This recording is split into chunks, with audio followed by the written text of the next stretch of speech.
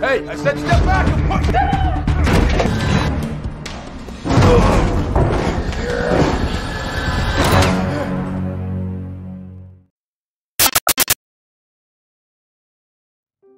Di awal film kita akan diperkenalkan dengan seorang duda beranak satu bernama Frank yang sedang bersantai di atas balkon. Tak lama Frank mendapat telepon dari anaknya yang berkuliah di luar kota untuk bertanya apakah Frank akan mengunjunginya. Frank menjawab iya dan ia akan datang ke tempat si anak besok hari. Setelah berteleponan dengan anaknya, Frank pun bergegas pergi untuk bekerja. Diberitahu kalau Frank ini adalah seorang polisi divisi kriminal yang begitu sangat terkenal brutal.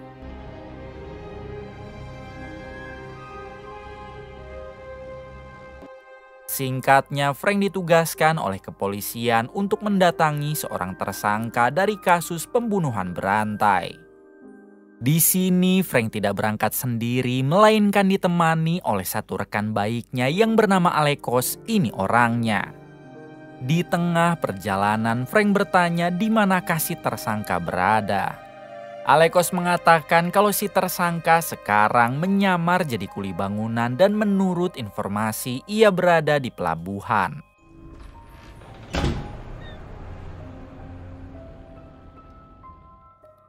Setibanya di pelabuhan, Alekos mengingatkan Frank untuk membawa si tersangka dalam keadaan hidup dan mereka cukup membawa si tersangka ke kantor polisi. Selang beberapa saat, Frank dan Alekos akhirnya menemukan si tersangka dan menyuruh si tersangka untuk ikut dengan mereka. Namun si tersangka yang tidak mau ikut ke kantor polisi, ia pun langsung mengambil senjata di dalam sepatunya dan menyandra seorang pekerja. Di sini si tersangka meminta Frank agar menurunkan pistolnya dan pergi dari pelabuhan bersama Alekos. Akan tetapi Frank dan Alekos tentu tidak mau mendengar hingga terjadilah baku tembak dan kejar-kejaran.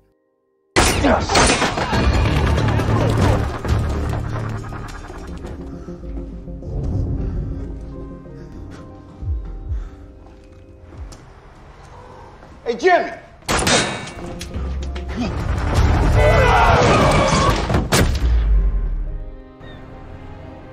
Naas dalam insiden tersebut, si tersangka harus koit ditabrak mobil sementara Frank kepalanya terbentur. Tampak Frank yang langsung pingsan bahkan telinganya mengeluarkan darah. 11 bulan kemudian memperlihatkan Frank yang sekarang harus menggunakan alat bantu dengar sebab kejadian waktu itu membuat indera pendengarannya menjadi rusak.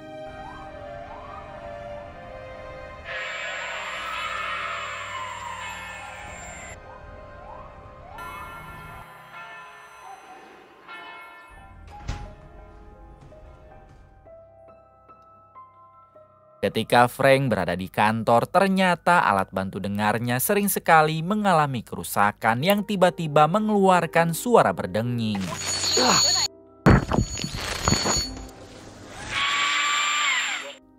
Tak lama saat Frank dihubungi oleh anaknya yang sudah kembali berkuliah di luar kota, terlihat si anak yang selalu mengajak Frank untuk berbahasa isyarat. Walaupun sebenarnya Frank masih malu melakukan hal itu. Kemudian si anak memberitahu kalau 1 bulan lagi ia akan mengadakan pentas musik dan si anak berharap Frank bisa hadir di acara tersebut. Frank mengatakan kalau ia berjanji pasti akan datang ke acara itu bagaimanapun keadaannya. Namun di waktu yang sama tiba-tiba alat dengar Frank kembali error yang membuat Frank terpaksa menghentikan percakapannya dengan sang anak.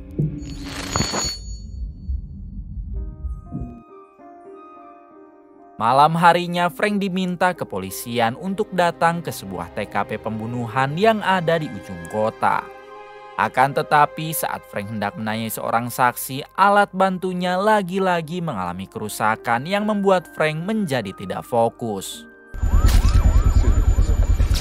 Hingga pada akhirnya Frank memutuskan untuk bergegas pulang. Setelah itu, Frank mendatangi dokter langganannya untuk memeriksakan kondisi telinga Frank serta alat bantu dengarnya yang sering rusak. Setelah melakukan pemeriksaan, si dokter mengatakan kalau alat bantu dengar Frank tidak sama sekali rusak. Dan yang selama ini menjadi masalah itu karena saraf pendengaran Frank yang semakin hari semakin melemah. Lalu si dokter menjelaskan kalau mulai sekarang Frank harus lebih giat belajar dalam bahasa isyarat. Karena ditakutkan Frank akan mengalami tuli total tanpa bisa menggunakan alat bantu. The damage to your cochlea is becoming more progressive. Of the nature of your injury, implants may not be an option. See much point myself. Thank you. Keesokan paginya memperlihatkan Frank yang sedang merenung di dalam bar sambil memikirkan masa depannya. Ternyata Frank tengah memikirkan apakah dirinya akan pensiun atau tidak dengan kondisi pendengarannya yang seperti ini. Tak lama Frank didatangi oleh sahabat baiknya yaitu Alekos. Alekos sekarang bukan lagi polisi di bagian kriminal seperti Frank, melainkan pindah ke divisi anti narkoboy sekitar 6 bulan yang lalu. Kemudian Alekos bercerita kalau 2 hari yang lalu ada kejadian pembantaian yang dilakukan oleh bos mafia barang haram. Dan saat kejadian itu katanya ada seorang wanita yang sempat melihat hingga Alekos harus menemui wanita tersebut sebagai bahan penyidikannya. Namun yang menjadi masalah, si wanita adalah seorang tunarungu yang tidak dapat bicara dan mendengar. Oleh karena itulah ia ingin Frank membantu Alekos dalam menerjemahkan si wanita menggunakan bahasa isyarat. Frank menjawab kalau ia belum terlalu lancar dalam berbahasa isyarat, ditambah Frank sedang rarungsing memikirkan apakah dirinya harus pensiun atau tidak. Mendengar itu semua, Alekos terus menyemangati Frank sebab kepolisian memang masih sangat membutuhkan kinerja Frank. Setelah mengobrol panjang lebar, pada akhirnya Frank pun mau membantu Alekos dalam menemui si wanita. Dan ia juga memutuskan untuk tetap menjadi polisi. You help me, I help you. Fuck, we're gonna do. Raz says you can't wait. It'll only take half an hour. What's the deal? Okay. Adegan berpindah ke si wanita yang diketahui bernama Eva. Yang menarik dalam film ini ternyata sosok Eva adalah asli tunarungu sungguhan di dalam dunia nyata yang bernama asli Sandra Mae. Terlihat saat itu Eva sedang membereskan apartemennya karena Eva akan pindah ke apartemen lain. Jesus Christ, she's lucky she's deaf. Yeah. Didn't you always say half of what we do is like a sixth sense thing? 10G.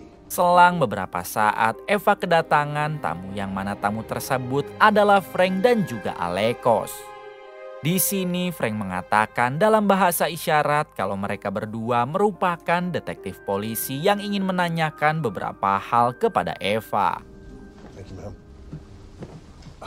Saat sudah berada di dalam, Frank bertanya kenapa apartemen ini begitu sepi. Eva menjelaskan kalau semua gedung apartemen akan dirobohkan. Sehingga sebagian penghuni sudah pada pindah sementara Eva berencana akan mulai pindah pada besok hari.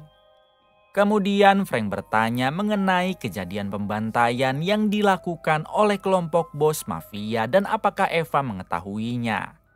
Eva pun segera menunjukkan video yang sempat ia rekam sambil meminta maaf karena ia baru melaporkan kejadian itu hari ini karena Eva merasa takut. Setelah melihat videonya, Frank dan Alekos akan membawa dulu ponsel Eva sebagai barang bukti. Tapi mereka berjanji akan segera mengembalikan lagi ponsel tersebut pada nanti malam. Sebelum pergi, Frank izin ke toilet dulu sebentar dan di sini ia pun menemukan obat nalosone yang mana obat tersebut adalah obat untuk menetralkan reaksi sakau. Alhasil Frank pun beranggapan kalau Eva adalah seorang pecandu.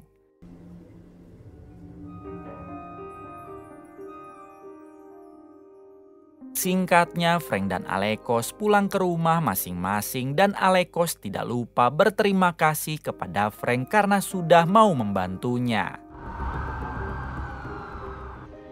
Di tengah perjalanan, Frank baru menyadari kalau ponsel miliknya ketinggalan di rumah Eva. Hingga Frank langsung bergegas putar balik.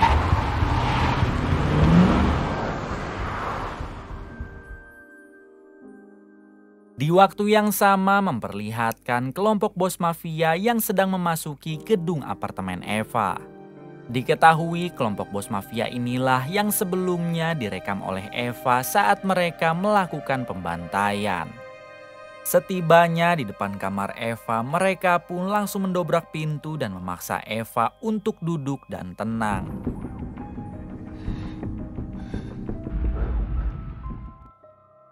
Bersamaan dengan itu, Frank juga sampai di apartemen Eva dengan maksud mengambil ponselnya yang ketinggalan. Namun saat Frank berjalan ke arah kamar Eva, Frank menyadari ada yang tidak beres sebab kamar Eva dijaga oleh satu pria mencurigakan. Frank pun berpura-pura sebagai penghuni kamar lain dan berjalan ke arah jendela.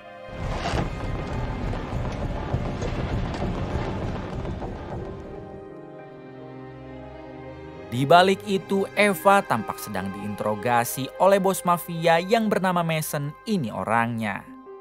Mason bertanya apakah Eva mempunyai bukti atas kejahatan mereka saat melakukan pembantaian. Eva menjawab tidak dengan menggelengkan kepalanya. Namun Mason yang tahu kalau Eva sedang berbohong, ia pun segera menyuruh anak buahnya untuk memegangi Eva. Ternyata Mason berniat akan menghabisi Eva dengan menyuntikkan barang haram dengan jumlah banyak agar Eva overdosis. Di sisi lain, Frank yang sudah menyelinap keluar jendela, ia pun melihat Eva yang hendak diapa-apakan oleh kelompok Mason hingga inilah yang dilakukan Frank.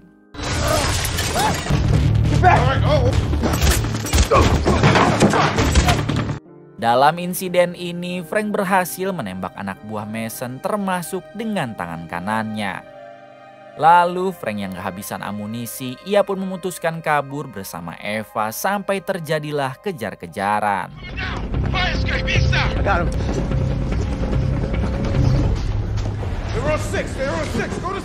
Di sini Frank dan Eva nyaris saja ketahuan, tapi beruntung dengan cepat mereka masuk ke salah satu kamar lalu bersembunyi di sana.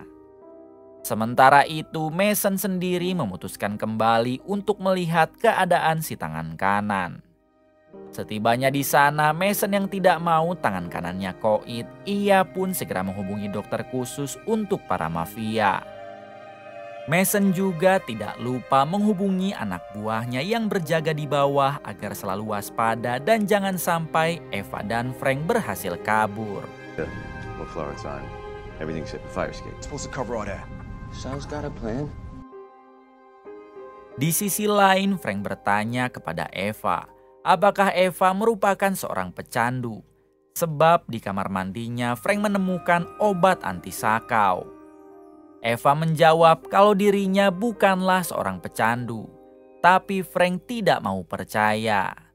Pada akhirnya Eva menjelaskan kalau dulu ia memang pernah menjadi pecandu. Tapi untuk sekarang dirinya benar-benar bersih dan tidak pernah sekalipun lagi memakai barang haram tersebut. I'm risking my ass for you.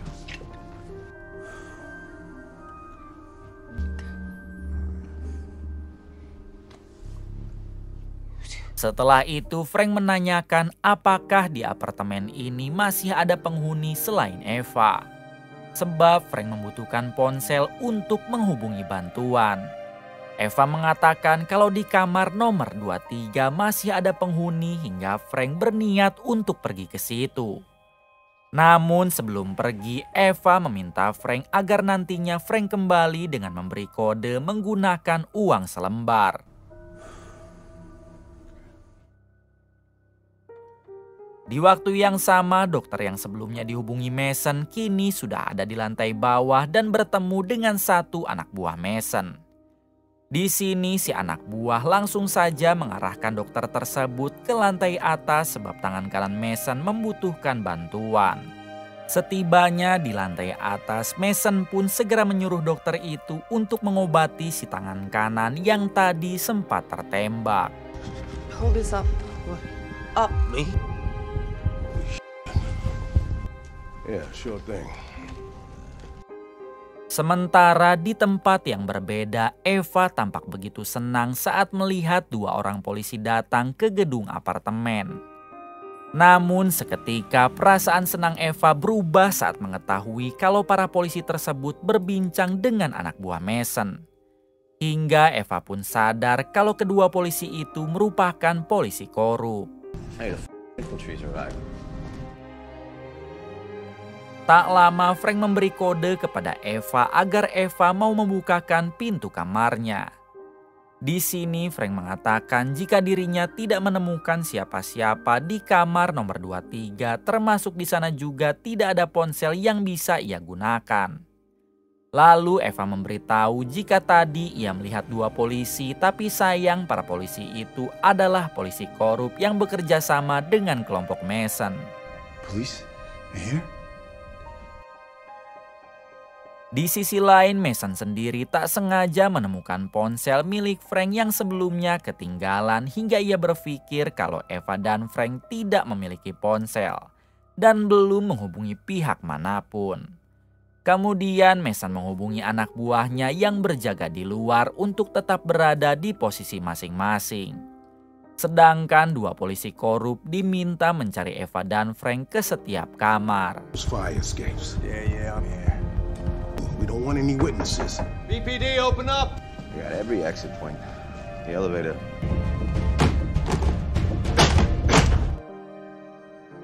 Adegan kembali ke Eva yang baru saja teringat kalau di dalam lift ada sebuah telepon dan dengan telepon tersebut mereka bisa menghubungi bantuan.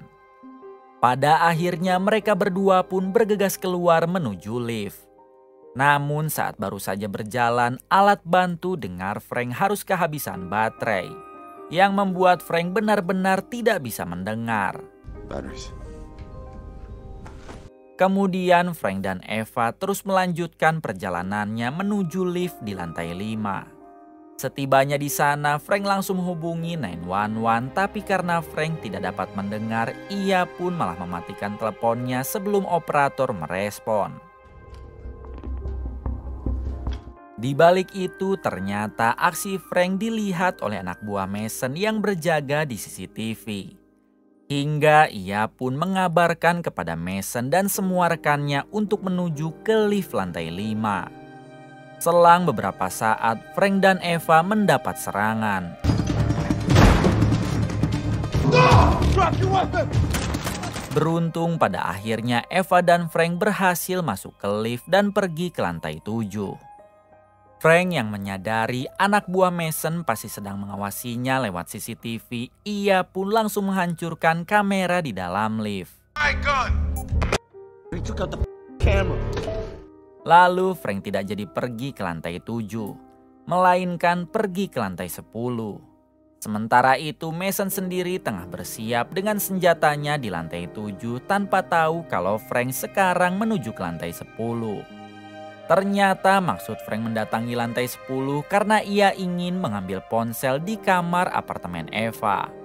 Tapi saat masuk ke dalam mereka mendapati si tangan kanan yang tengah duduk hingga Frank segera menodongkan senjata. Walaupun senjata itu tidak ada pelurunya, tapi si tangan kanan yang tidak tahu tentu merasa takut. Namun di waktu yang sama Eva tiba-tiba ditodong senjata oleh dokter yang masih ada di situ. Beruntung sesaat kemudian si dokter yang tidak mau ikut campur dengan urusan mereka, ia pun bergegas pergi meninggalkan kamar tersebut. Setelah itu si tangan kanan mencoba menghubungi Mason dan yang lain menggunakan radio HT hingga inilah yang terjadi. Let's go! Right now! Right now! Frank dan Eva dengan cepat mengambil ponsel si tangan kanan lalu bergegas kabur dari tempat itu sebelum Mason dan yang lain datang. Where are they? What? Take the fucking gun. Setibanya di tempat aman, Frank pun dengan segera menghubungi Alekos lewat panggilan video call. Di sini percakapan mereka sempat berantakan karena Frank hanya bisa berbicara tanpa bisa mendengar. Tapi beruntung Eva dapat membaca gerak bibir Alekos yang membuat Frank akhirnya mengerti. I can't hear a fucking thing, so I need you to put your face close. I'm coming to you right now. Setelah melakukan video call, kini Frank dan Eva hanya tinggal menunggu Alekos datang. Namun tanpa diketahui, ternyata Mason dan kelompoknya sudah berhasil melacak keberadaan Frank melalui ponsel yang tadi dipakai oleh Frank. Hingga selang beberapa saat, kelompok Mason pun mendobrak pintu kamar tersebut. Beruntung di waktu yang tepat, Frank dan Eva bergegas pergi dari ruangan itu dan sempat terjadi kejar-kejaran. Di tengah kejar-kejaran, Eva menyadari kalau kelompok Mason telah melacak mereka melalui ponsel hingga Eva menyuruh Frank untuk membuang saja ponsel tersebut. 15 menit kemudian, Frank dan Eva berhasil menemukan persembunyian baru. Sambil menunggu Alekos tiba, mereka pun sempat mengobrol tentang pengalamannya masing-masing.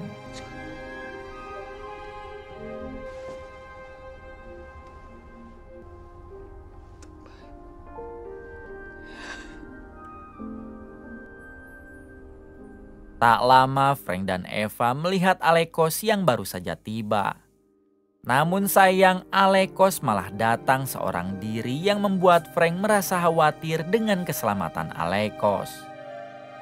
Alhasil mereka berdua berencana untuk turun ke bawah menggunakan tangga darurat yang ada di jalur lift demi bisa menyelamatkan Alekos. Akan tetapi saat Frank dan Eva baru saja hendak turun, tiba-tiba satu polisi korup menodongkan senjata kepada Frank. Dengan menggunakan bahasa isyarat, Frank meminta Eva agar tetap melompat ke tangga darurat. Sementara Frank melakukan hal ini. Hey, I said step back and push down!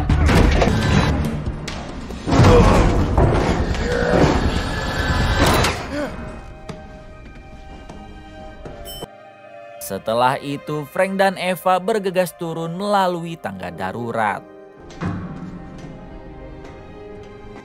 Singkatnya, Frank keluar di lantai 2 hingga tak lama ia melihat Alekos sudah terpojok oleh satu anak buah Mason. Di sini Frank yang tidak mau Alekos kenapa-napa, ia pun memutuskan menyerah serta menjatuhkan senjatanya. Namun ternyata Alekos hanya sedang berpura-pura karena Alekos juga merupakan antek-anteknya Mason. Bersamaan dengan itu muncullah kelompok Mason dan Mason segera menyuntikkan cairan barang haram kepada Eva agar Eva mengalami overdosis. Kemudian Mason menyuruh anak buahnya agar membawa Eva ke kamar apartemennya di lantai 10 termasuk dengan Frank. On you, Frank. All of this is on you. Setibanya di lantai 10, Eva langsung dibawa ke kasur agar seolah-olah dia nanti koit akibat overdosis di kamarnya sendiri. Sedangkan untuk Frank, ia diinterogasi di ruangan samping. Di tengah interogasi, ternyata Alekos dan Mason akan menyogok Frank supaya Frank mau tutup mulut. Namun apabila Frank menolak, maka Alekos dan Mason pasti akan menghabisinya sekarang. Awalnya Frank menolak hingga Mason naik darah dan menodongkan senjatanya kepada Frank. Frank yang merasa tidak ada pilihan lain untuk saat ini, ia pun akhirnya menyetujui tawaran tersebut. Let's go. Lalu saat Frank dan kelompok Mason hendak turun ke bawah melalui lift, tiba-tiba Frank berhasil mengunci mereka di lift, lalu Frank langsung menuju ke kamar untuk menyelamatkan Eva. Di sini Frank pun teringat dengan obat naloxone, yaitu obat yang bisa menetralisir sakau yang membuat Frank segera menyuntikkan obat tersebut. Beruntung tak lama dari itu Eva pun sadar, tapi Eva mengatakan kalau obat naloxone hanya mampu bertahan 10 menit. Artinya dalam 10 menit ke depan apabila Eva tidak mendapatkan bantuan medis, maka Eva dipastikan akan koit akibat overdosis. Mengetahui hal tersebut, Frank segera menyuruh Eva untuk berjaga di depan pintu sambil menodongkan senjata. Sedangkan Frank sendiri akan menyulut kebakaran supaya bisa memancing orang-orang datang ke apartemen ini. Selang beberapa saat, Mason sempat muncul di dekat jendela hingga Eva pun memberondongnya.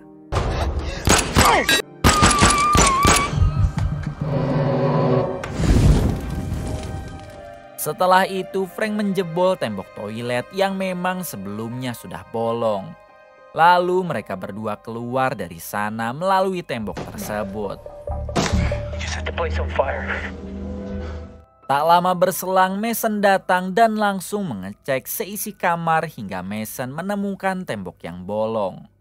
Namun saat Mason memeriksanya, ternyata Eva dan Frank segera menyiramkan cairan yang membuat penglihatan Mason hampir mengalami kebutaan. Di waktu yang sama terlihat orang-orang yang sudah mulai berkumpul, tak terkecuali polisi lokal, medis, serta pemadam kebakaran.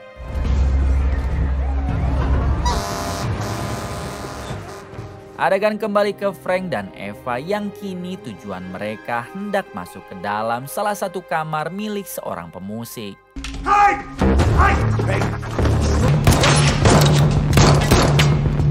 Setibanya di kamar yang dimaksud, rupanya mereka berdua akan menggunakan ketuliannya dengan menyetel musik volume full saat kelompok Mason nanti datang.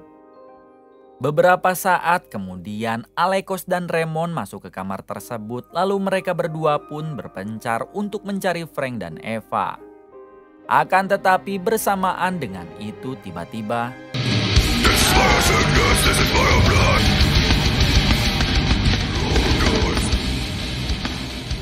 di suatu kesempatan, Mason yang matanya sudah rabun, ia malah tak sengaja menembak Alekos yang membuatnya harus koit. Setelah itu, Mason mendekati sound system dan ia pun segera menghentikan suara musik tersebut. Di waktu yang sama, Eva tiba-tiba mengalami pingsan sebab obat naloxonnya sudah mulai tidak bereaksi. Kemudian dengan mata yang masih rabun, Mason menghampiri Eva dan siap menghabisi Eva. Tapi sebelum hal itu dilakukan, Frank muncul dan inilah yang terjadi. Lalu dengan cepat Frank membawa Eva keluar dari gedung apartemen dengan meninggalkan Mason dan Alekos yang sudah koit. Ketika sudah di luar, Eva pun langsung ditangani oleh tim medis, sedangkan para polisi lokal akan mengepung anak buah Mason yang masih hidup.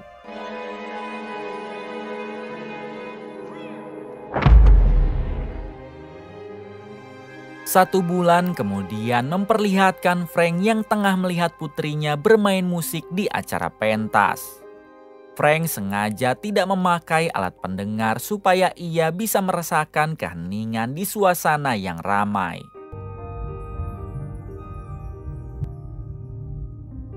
I feel it all, I feel it all. Tak lama dari itu, Frank tiba-tiba dihampiri oleh Eva yang kini sudah sembuh total. Eva bertanya di mana alat bantu dengar Frank dan Frank menjawab kalau ia tidak mau memakainya. Lalu mereka berdua pun berpegangan tangan karena ternyata mereka sudah saling jatuh hati. Tomat. Bagaimana menurut kalian? Kisah apa yang dapat kita ambil dari film ini? Coba komen di bawah. Terima kasih untuk semuanya yang telah menonton hingga akhir. Semoga kalian semua diberikan kesehatan dan rezeki yang berlimpah. Salam untuk semuanya dari Hampura Film.